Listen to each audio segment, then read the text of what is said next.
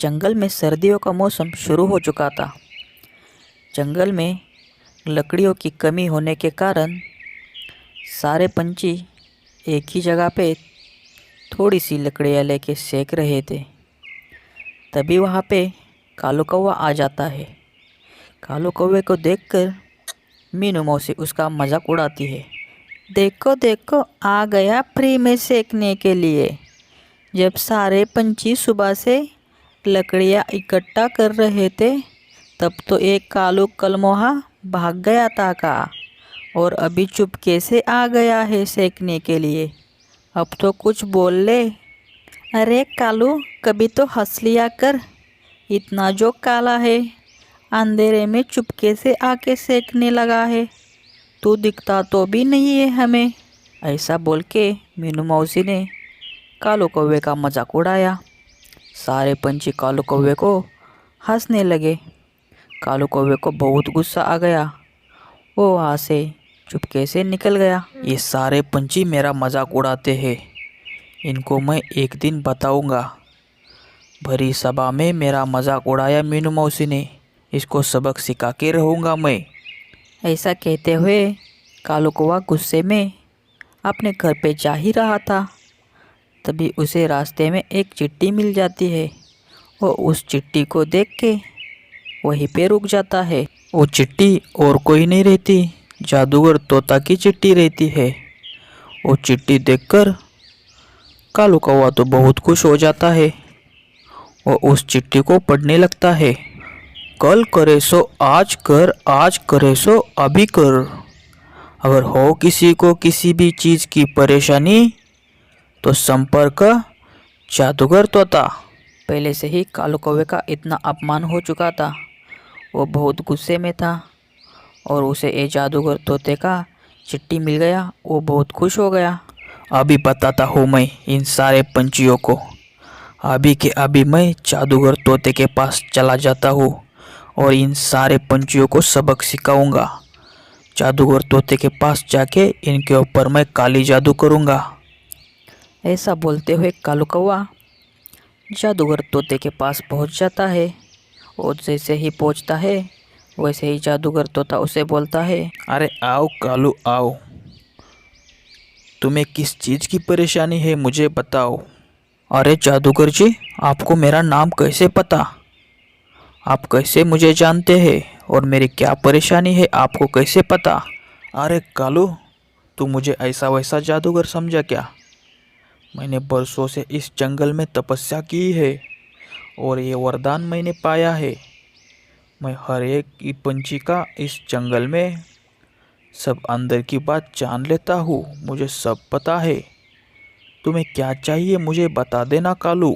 जादूगर जी, मैं बहुत परेशान हूँ। मैं कल रात को जहाँ सारे जंगल के पंछी सेक रहे थे वहाँ पे मैं भी गया था, पर सारे पंछियों ने मुझे बदसूरत और काला बोल के मेरा मजाक उड़ाया।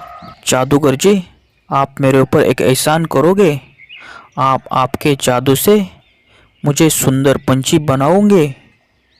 मुझे इस जंगल में सबसे सुंदर पंछी बनना है और जिन जिन ने मेरा मजाक उड़ाया था उन सभी के मुंह के ऊपर मैंने तमाचा मारना है। आप मेरे ऊपर ये एहसान कर सकते हो क्या? आपको जो चाहिए वो मैं दे दूंगा। क्यों नहीं कालू, मैं तुम्हारे ऊपर एहसान करूंगा, पर तुम्हें एक काम करना पड़ेगा। तुम्हें जंगल के सारे पंछियों के पंख काट के लाने पड़ेंगे। तुम जितने ज़्यादा पंख लाओगे उतने ज़्यादा खूबसूरत और सुंदर दिखोगे। पर उससे पहले तुम्हें मेरा भी एक काम करना पड़ेगा कालो, तभी मैं तुम्हें सुंदर बनाऊंगा। बताओ बताओ जादूगर जी, क्या काम करना है? मैं कुछ भी काम करूंगा, पर मुझे आप सुंदर बना दो। कालू, तुम्हें एक काम करना है। तुम्हारा जो तोता राजा है, तुमने उसका मुकुट चुरा के लेके आना है। अगर तुम मुकुट चुराने में सक्सेस हो गए और वो मुकुट मेरे पास लेके आओगे तो मैं तुम्हें इतना खूबसूरत और सुंदर बना दूंगा कि इस जंगल में कोई भी तुमसे ज़्यादा सुंदर नहीं होगा। और एक काम तुमने कल ही करना है, क्योंकि कल पूर्णिमा की रात है। उसी रात को तुमने ये सब करना है। तुमने आज ही रात को जाके सारे पंछियों के पंख काट लेने हैं, और कल शाम को तुमने वो पंख लेके साथ साथ उस राजा का मुकुट भी लेके यहाँ पे आना है। हम सभी क्रिया कल रात को ही कर लेंगे। ठीक है जादूगर जी, मैं वो मुकुट लेके आऊँगा। मेरा तो चोरी करने में जंगल में कोई हाथ नहीं पकड़ता है। राजा का मुकुट मैं साथ में लेके आऊँगा कल, और साथ साथ सारे जंगल के पंछियों के पंख भी काट के लाऊंगा। ऐसा कहते हुए कालू कौवा अपने बस्ती की तरफ चला जाता है, और वो जंगल के सारे पंछियों के एक एक पंख काट के अपनी पोटली भर लेता है। लाड़ो, मेरे दिन ब दिन पंख कम हो रहे हैं। जबकि मैं सुबह उठती हूँ तो मेरे पंख मेरे को कम ही दिखते हैं। पता नहीं क्या हो रहा है मेरे साथ। हाँ मीनू मौसी, आपके पंख तो मेरे को भी कम दिख रहे हैं। क्या बात हो गई? ऐसा कहते हुए जंगल के सारे पंछी लाड़ो के घर में आते हैं। सभी का यही कहना था कि सभी के पंख दिन ब दिन ख़त्म होते जा रहे हैं।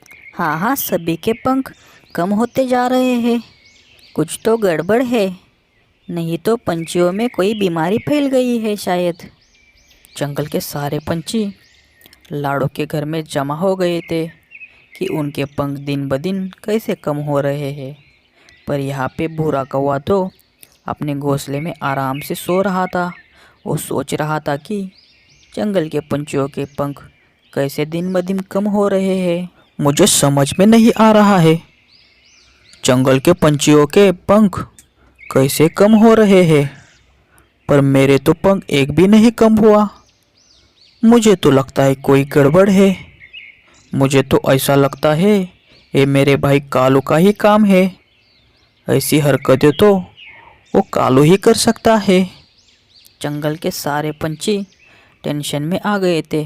सारे पंछियों ने मिलके यही सोच लिया था कि अब तोता राजा के पास जाके इस बात की शिकायत करेंगे।